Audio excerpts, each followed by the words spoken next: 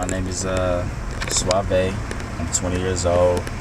I'm from Atlanta, Georgia. I'm in the group called Dolo and Curtist Williams, PassTheAmmo. We out here.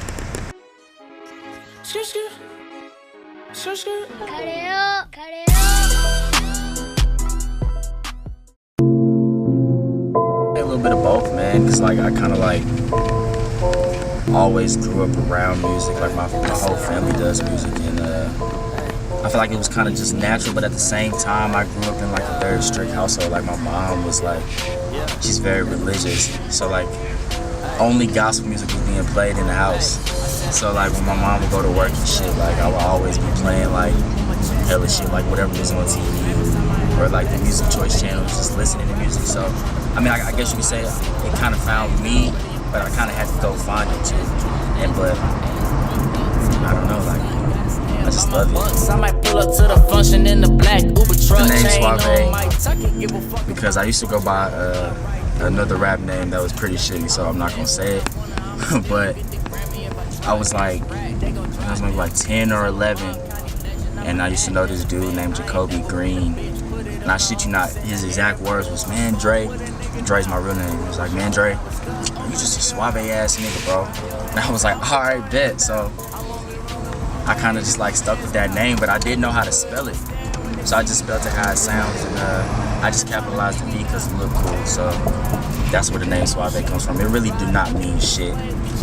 So yeah. And my nickname, Dre Hella Kids, came from this music video that Fat Kid's brother had, and it was a dude named Dom Hella Kids, and I just thought the name was so cool that I just stole it. My real name is Dre, so I'm Dre Hella Kids. I met Curtist when I was in the hospital. I got into a really bad car accident maybe like 2 or 3 years ago, and he tweeted like all his fans just hit him up and shit, like just send him like an email talking about like what his music does for him and shit. So I just sent him an email and shit. Like I told him I was in the hospital, and he ended up coming to see me and shit. He hit me back, and we kind of just kept in contact from there. Like I always like kept him updated on my status and shit.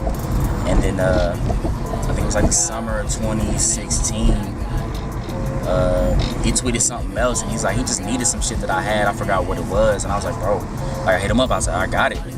And like I pulled up to the studio as he invited me, and then just kind of just hit it and off. And he told me, he's like, bro, we just gonna kick shits every day in the summer. And that was kind of like crazy to me, because like I really looked up to Curtist Williams, because he was just like somebody who made it out of Atlanta, who wasn't really all the way on the fuck shit, like the trap scene and shit. And I mean, I don't make trap music, so like it was kind of inspirational to me. And then from there, like time just went on, and like I didn't even think he really knew I made music at first. And then one day he was just like playing around with some song. He's like, bro, Dre, you wanna get on this shit? And I was like, alright, yeah, bet. And I got on it. He ended up really fucking with it. And then from there, like he just checked out all my music. And now like I'm in PassTheAmmo, which is crazy to me, because I used to watch this nigga on YouTube every fucking day before I went to high school and shit. And now I'm signed to this nigga, so that's the crazy part. Yeah. Goddamn, keep it moving like a fan. That's some insight shit. Okay. First way is face card. Face card is really important. You could like be invited to some shit that maybe star-studded. Just go. Like just get your face card up, because the more time people see your face, they're like, I guess more, what am I trying to say? The more likely to check out your shit, because they see your face before they see your name. So I guess face card, and just trying to get your name on as much shit as you can, and being very time strategic about shit. Like I'm very time strategic about everything I do, like whether it's like dropping songs or just even like putting photos out and shit like that. I'm very time strategic about that, and I feel like your aesthetic is everything about you. Like there's some rappers that I fuck with, or I started fucking with, just because of how they looked and how they carried themselves, and their whole aesthetic versus their music, and the music just came along with it, and I ended up fucking with them. So I would say like building your face up, getting your name up on as much shit as you can, and making sure you're time strategic, and that'll fall in line with your aesthetic. Make sure that aesthetic is is on 10. Like all my shit is in black and white. Like I stole that shit from the neighborhood, but that's like my aesthetic now. Like everybody knows me from like the black and white shit that I do. You know, how I take my photos or like my videos. So.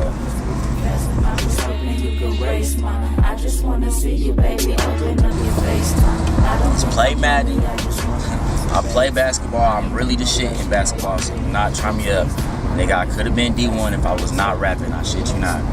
So either I'm playing Madden or I'm on the basketball court at Laurel Park in Marietta in Georgia, my nigga. So if y'all ever want to try me, y'all really think I'm not with the shits, just tweet me or some shit, and I'll cash you, bro. Cash you outside. Long distance, I just hope you feel how I feel, cause I get butterflies still, I still smile. My homegirl, probably like one of my favorite directors, Amani Akins, she shot it, and I had that video concept a long ass time, and I held on to it until I felt like I found the one director that could really bring that concept out the most, and I met Amani, we shot it, I gave it to my management, and then they was like, why not put it on Vivo? It's where everybody else is, and I really want to place myself in the same arenas as everybody else, you know, but at the same time, be a light towards everything else, or in the midst of everything. Babe, it's been so long since we connected. I know you're far away. Be patient as fuck. Nothing is gonna happen like overnight. Like I have a whole lot of artists and they're so antsy. Like they just want shit to happen for them like there. But like shit takes time. Like I've been rapping for over like 10 years and shit just now started kind of picking up for me. So I would say the main piece of advice is to stay patient, stay humble, and just keep working. Like don't just give up because you're not getting 1,000 plays every time you drop a song. Like just let it build up. Be patient as fuck. That would be like my main piece of advice.